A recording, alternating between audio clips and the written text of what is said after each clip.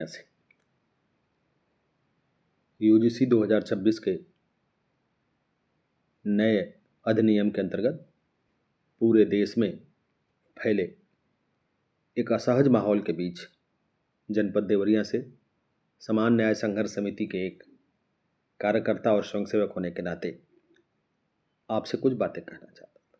परिस्थितियां ऐसी स्पष्ट रूप से दिखाई दी जिसके लिए मुझे यह अपील करने की आवश्यकता है। आप जानते हैं कि यूजीसी 2026 के नए प्रावधानों के से लेकर देश भर के युवाओं में, विशेषकर समान वर्ग के अभ्यर्थियों, विद्यार्थियों में गहरी चिंता और असंतोष देखा जा रहा है।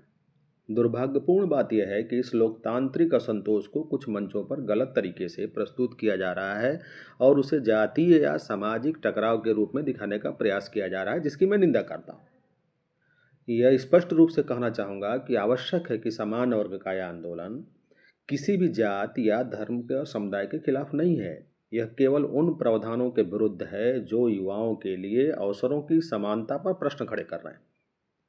भारतीय संविधान के अनुच्छेद 14, 15, 16 समानता और समान अवसर की गारंटी देते हैं। यदि किसी नीति से बड़े वर्ग के युवाओं में अवसरों की सीमित होने की आशंका पैदा हो रही हो तो उसके भीतर असंतोष पैदा होना लाजमी। हम शिक्षा और रोजगार की नीतियों को न्यायसंगत और संतुलित करने की बात कर रहे हैं। हम सभी वर्गों के हितों के साथ योग्यता का सम्मान बना रहे इसके लिए प्रयास कर रहे हैं। हम यूजीसी 2026 के विवादित प्रावधानों की पुनर्समीक्षा की मांग कर रहे हैं, जिसको माननीय सुप्रीम कोर्ट ने स्वीकार किया और सरकार को इसके लिए आदेश भी दिया और 19 मार्च तक के लिए उसको स्थगित भी कर रखा। इसके विरुद्ध का आंदोलन पूर्णतः लोकतांत्रिक और संवैधानिक दायरे में चल रहा है। इसे जातीय संघर्ष के रूप में प्रस्तुत करना समाज में अनावश्यक विभाजन पैदा कर सकता है और इसके लिए जिम्मेदार वो लोग हैं जो इसे राजनीतिक स्वार्थ के दृष्टिकोण से देख रहे हैं। आज आवश्यकता है सरकार और नीति निर्माता इस विषय को गंभीरता से लें, युवाओं की चिंताओं को सुने और लोकतंत्र की सच्ची भावना भी यही है कि युवाओं की पीड़ा को समझकर न्यायपूर्ण समाधान निकाला जाना चाहिए। हम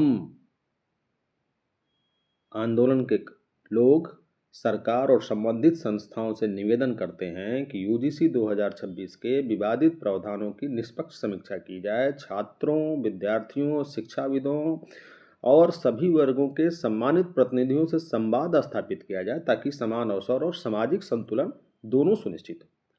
हमें विश्वास है कि देश के नीति निर्माता इस विषय की गंभीरता को समझते हुए न्यायपूर्ण निर्णय लेंगे। इस बात को हमको आपको स्वीकार करना होगा। यह प्रयास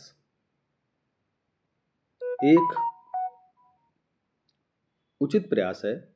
मैं सभी सामाजिक ताने बाने के लोगों से निवेदन करूंगा कि युवाओं के भविष्य के लिए, राष्ट्र के विकास के लिए, समाज में फैली व्यवस्था को दूर करने के लिए यूजीसी के नए प्रावधानों को पूर्णतः अध्ययन करते हुए उसकी कमियों को उजागर करें और समाज, सत्ता और इसके जनप्रतिनिधियों से बात करने का प्रयास करें। चुप न रहें, जागें, जगाते रहें। क्योंकि याद रखिए, उन लोगों से मैं कहना चाहूँगा जिन्होंने इसको हवा देने का काम किया कि आग लगाने वालों को कहाँ है खबर, रुख हवाओं का बदला तो खाक वो भी होंगे। इसलिए जागिए, जगाइए।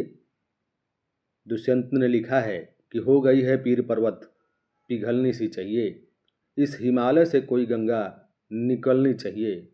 आज यह दीवार पर्दों की तरह हिलने लगी, शर्त लेकिन ये थी कि बुनियाद हिलनी चाहिए। हर सड़क पर, हर गली में, हर नगर, हर गांव हाथ लहराते हुए हर लाश चलनी चाहिए। सिर्फ हंगामा खड़ा करना मेरा मकसद नहीं, सारी कोशिश है कि यह सूरत बदलनी चाहिए। मेरे सीने में न सही, तेरे सीने में ही सही, कहीं हो आग तो आग जलनी चाहिए। इंकलाब जिंदाबाद।